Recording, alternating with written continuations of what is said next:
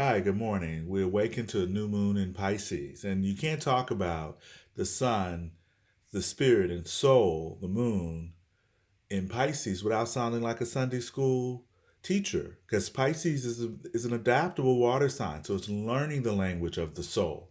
So it sounds like we're on a pulpit, creating emotional virtues based on higher truths about universal oneness and coexistence and being able to feel empathically what other people are feeling. And Pisces is the 12th sign. So we know that it's not necessarily what it used to be called the garbage bin of the zodiac, but it's where everything comes together in a collective ocean or collective unconsciousness where we do know that we are brothers and our sisters and our fellow human beings, keepers.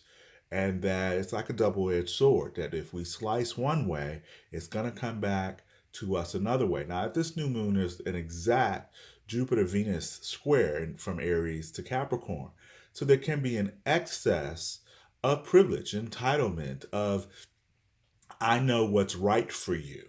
And so the Jupiter and Venus together can also suggest finding new pathways of education, new ways to act on our higher spiritual virtues.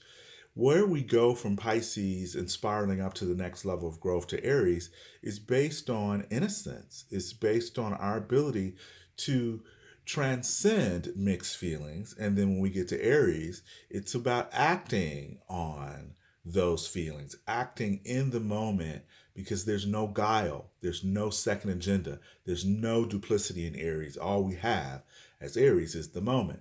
So Pisces, so if we do our work now, when we get to the vernal equinox on March 20th, 21st, and by our work, I mean really recognizing where we can surrender to higher beliefs, to a system of thinking that includes equality, because not only do we have Venus and Jupiter, but we got Juno, Jupiter's wife, Zeus's Jupiter's wife in Libra. So there's a three-legged table going on here.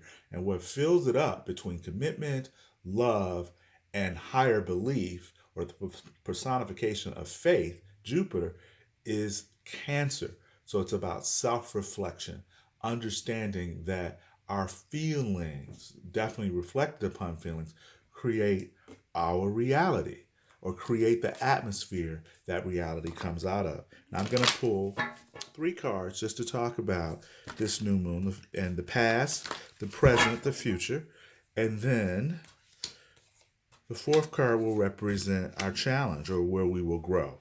So here we have these double eights. 17-8 as the star is a challenge.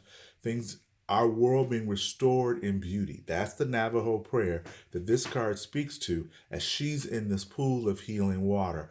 Our challenge or our growth is paying attention to the larger cycles of the universe, the larger cosmic time cycles. What we're coming out of, reverse Eight of Pentacles, is the opposite, the Virgo energy, maybe over analysis, over needing everything to come out exactly pragmatic, where the perfect is the enemy of the good. Well, Virgo's not necessarily about perfection, but it is about precision and exacting and repetition, and could just be basic boredom as this reverse Eight of Pentacles.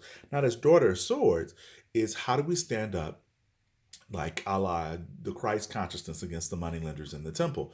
Well, we have that going on in our lives right now in terms of the political forces in our world, specifically in America, regarding wealth and equality. I see the Daughter of Swords as standing on a mountain, using her earthy, pure, kinesthetic clairaudient, clairsentient, that ability to just feel within the body what's right to speak about, what ideals to question, what messages from the mind challenge those in authority.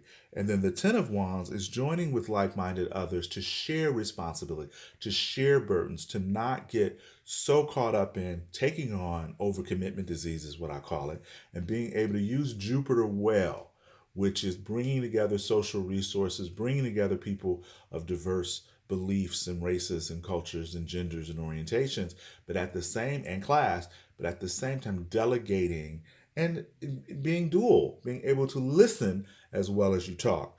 But the star card being our growth with that eagle, we're being initiated, people. Hashtag inner manifest destiny. If you want to know more, www.beliefiisnotrequired, or you can just send something in the comments section. But happy new moon.